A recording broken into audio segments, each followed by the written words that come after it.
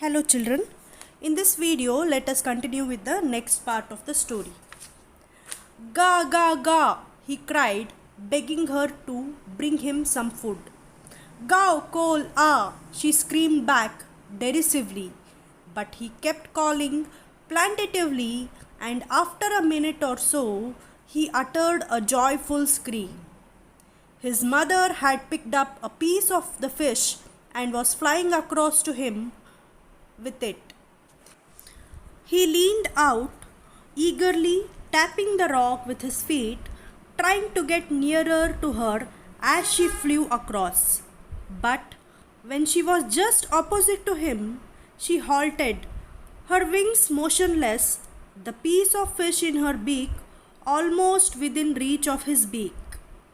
He waited a moment in surprise, wondering why she did not come nearer, and then, maddened by hunger, he dived at the fish. With a loud scream, he fell outwards and downwards into space. Then a monstrous terror seized him and his heart stood still. He could hear nothing, but it only lasted a minute. The next moment, he felt his wings spread outwards. The wind rushed against his breast feathers, then under his stomach and against his wings. He could feel the tips of his wings cutting through the air. He was not falling headlong now. He was soaring gradually downwards and outwards. He was no longer afraid. He just felt a bit dizzy. Then he flapped his wings once and he soared upwards. Ga ga ga, ga ga ga, ga ko ah. His mother swooped past him, his wings making a loud noise. He answered her with another scream. Then his father flew over him screaming. He saw his two brothers and his sister flying around him, curveting and banking and soaring and diving. Then he completely forgot that he had not always been able to fly and commended himself to dive and soar and curve, shrieking shrilly. He was near the sea now, flying straight over it, facing straight out over the ocean. He saw a vast green sea beneath him, with little ridges moving over it, and he turned his beak sideways and cawed amusedly. His parents and his brothers and sister had landed on this green flooring ahead of him. They were beckoning to him, calling shrilly. He dropped his legs to stand on the green sea. His legs sank into it. He screamed with fright and attempted to rise again, flapping his wings. But he was tired and weak with hunger, and he could not rise, exhausted by the strange exercise. His feet sank into the green sea, and then his belly touched it, and he sank no farther. He was floating on it, and around him his family was screaming, praising him, and their beaks were offering him scraps of dogfish. He had made his first flight. Dear children, now I'll explain you this part of the story. The young seagull was left alone on the ledge and was very hungry.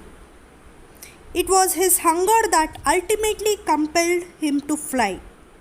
His hunger intensified when he saw his mother tearing at a piece of fish that lay at her feet. He cried to her, begging her to get some food.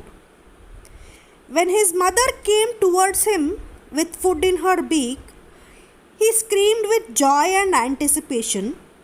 However, she stopped midway, not being able to resist or control his hunger any longer. He dived at the food in his mother's beak. At that moment, his hunger overpowered his fear of the great expanse of sea beneath the cliff. Finally, this plunge was followed by the natural reaction of his body, that is, to fly. The young seagull begins to fall in the sea. He is afraid of drowning, so he tries to spread his wings outwards and begins flying. He feels a little dizzy, but all his fear vanished. He soars slowly downwards and upwards. He finally could fly on his own. The family of seagull becomes very happy and soars higher, calling "Ga ga ga." It was really a joyous moment for the whole family. His brothers and sister, along with his parents, come near to encourage and cheer him up. The seagull successfully made his first flight. Dear children, we can see from this story that fear and lack of confidence stop one from learning new things. In the story, the young seagull lacked the value of courage and confidence in his character. He was too scared of flying. His family tried hard to make him fly, but he refused to do so because of his fear of sinking in the seawater. They even scolded him for his covered eyes. They tried to tempt him with food, but he was not willing to learn flying. Once he dived, his fear disappeared and he enjoyed his first flight. It is a fact that unless we try for something and overcome our fear, we can't learn anything. Confidence and motivation are the two most important traits that make any learning possible. These traits also give a person courage to face any situation and he can overcome his fear. Children, I hope you have understood this lesson. Always in life, you can conquer fear with courage and sincere efforts. I hope you'll follow this in your life. Thank you. Happy learning.